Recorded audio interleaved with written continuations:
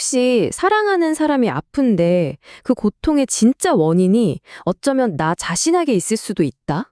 이런 생각 해보신 적 있으세요? 오늘은요, 우리가 고통에 대해 가졌던 생각을 어쩌면 완전히 뒤집어 버릴지도 모르는 조금은 급진적인 이론 하나를 들여다보려고 합니다. 자, 사랑하는 사람이 아파요. 그럼 우린 뭘 할까요? 당연히 약을 찾아주고 병원에 데려가고 어떻게든 도우려고 애쓰겠죠. 그게 우리의 본능이니까요. 근데요, 만약에 우리가 하는 그 모든 노력이 사실은 문제의 핵심을 살짝 비껴가고 있는 거라면 어떨까요? 바로 오늘 우리가 살펴볼 가르침이 그 지점을 아주 날카롭게 파고들어요. 고통을 바라보는 우리의 첫 반응? 그 관점 자체가 근본적으로 잘못됐을 수 있다는 거죠. 아니, 대체 이게 무슨 소리일까요? 자, 첫 번째 단서부터 한번 따라가 보시죠. 네, 첫 번째는 바로 이상한 진단입니다. 이 가르침의 핵심은 정말 역설적인 데서 시작해요. 뭐냐면 우리가 저 사람이 환자구나 라고 생각하는 그 사람이 사실은 진짜 환자가 아닐 수도 있다는 겁니다. 한번 예를 들어 볼게요. 아이에게 어떤 문제가 생겼어요. 그럼 당연히 치료 대상은 누구죠? 아이죠. 이게 상식이잖아요. 그런데 이 가르침은 정말 놀랍게도 진짜 환자는 그 아이가 아니라 그 모습을 지켜보면서 가장 마음 아파하는 바로 그 부모라고 딱 짚어서 말합니다. 아니, 어떻게 이런 진단이 나올 수 있는 걸까요? 바로 이 충격적인 문장에 그 힌트가 있습니다. 그를 깨우치게 하려면 그가 가장 사랑하는 존재를 쳐야 한다. 이게 무슨 말이냐면요.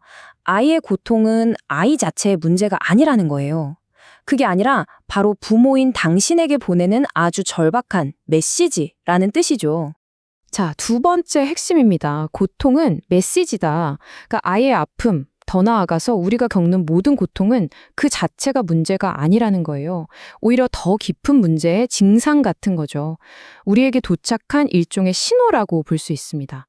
여기서 고통이라는 단어의 의미가 완전히 새롭게 정의됩니다. 이건 그냥 벌이나 불행이 아니에요. 뭐랄까, 정신 차려, 깨어나, 지금 가고 있는 방향을 바꿔 하고 울리는 아주 절박한 경고 알람 같은 거죠. 그리고 그 알람은요, 언제나 가장 큰 고통을 느끼는 바로 그 사람에게 정확하게 전달된다는 겁니다. 심지어 이런 비유까지 들어요. 장례식장을 한번 떠올려 보세요. 누군가 세상을 떠났을 때 가장 슬퍼하고 가슴을 치는 사람이 있잖아요. 바로 그 슬픔의 깊이가 그 사람의 책임의 크기를 보여준다는 거예요. 좀 무심했던 사람은 상대적으로 덜 슬퍼하는 것처럼 말이죠. 결국 내가 느끼는 고통의 크기가 곧 내 책임의 크기를 말해주고 있다는 거죠. 세 번째, 위기의 70% 법칙입니다. 자, 좋아요. 그럼 이 고통이라는 메시지가 대체 어떤 원리로 우리 삶에 딱 나타나게 되는 걸까요? 이 가르침에서는 탁한 에너지라는 개념을 통해서 그 과정을 설명합니다. 모든 사람은요, 태어날 때부터 기본적으로 30% 정도의 탁한 에너지를 갖고 태어난대요. 뭐랄까, 우리 안에 잠재된 문제의 씨앗 같은 거라고 생각하시면 쉬울 것 같아요. 그럼 이 30%짜리 씨앗은 어떻게 자랄까요? 바로 우리가 반복하는 잘못된 습관들, 또 잘못된 행동이나 말들, 그리고 특히 남 탓하고 불평하는 것들, 이런 것들이 계속 쌓이면서 이 에너지가 점점 커지는 거죠. 마치 조용한 언덕에서 눈덩이가 스르륵 불어나는 것처럼요. 여기 이 그래프를 보시면 훨씬 이해가 쉬울 거예요. 이 탁한 에너지가 50%를 넘어서고 있을 때까지도 사실 우리는 대부분 아무것도 못 느껴요. 괜찮은데 하고 생각하죠. 하지만 이게 딱 70%라는 임계점에 도달하는 그 순간 더 이상은 숨어있지 못하고 뻥 하고 터져 나오는 거예요. 우리가 아야 하고 소리칠 만한 어떤 병이나 큰 사건으로 말이죠. 네 번째, 진짜 환자 찾기입니다. 자, 이제 위기가 뭔지 그리고 어떻게 생기는지까지 알았어요. 그럼 이제 가장 중요한 질문이 남았죠. 대체 진짜 환자는 누구고 근본적인 해결책은 뭘까요? 보통 우리는 눈앞에 보이는 현상에만 집중하잖아요. 아픈 사람 있으면 약 주고 병원에 데려가고. 그렇죠. 하지만 이 가르침에선 그건 그냥 상처에 반창고 하나 붙이는 것 같은 임시 방편일 뿐이라고 말해요. 진짜 치유는 가장 고통받는 사람, 즉 관찰자가 자기 삶의 잘못된 습관과 생각을 바로잡는 공부를 시작할 때 비로소 일어난다는 겁니다. 여기서 공부는 책상에 앉아서 하는 그런 공부가 아니에요. 자기 자신을 깊이 들여다보는 내면의 작업, 성찰을 의미하는 거죠. 핵심은 바로 이 한 문장입니다. 병을 고치려면 자기 자신을 고쳐야 한다. 사랑하는 사람의 병을 고치고 싶다고요? 그럼 먼저 나 자신부터 고쳐야 한다는 겁니다.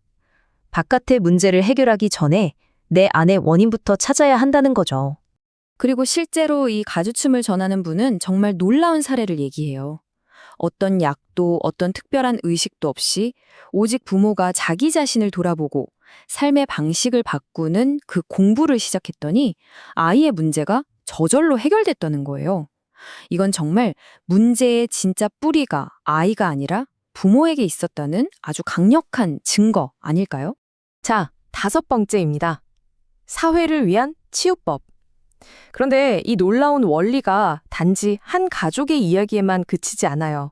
이 가르침은 이걸 사회 전체로까지 확장해서 봅니다.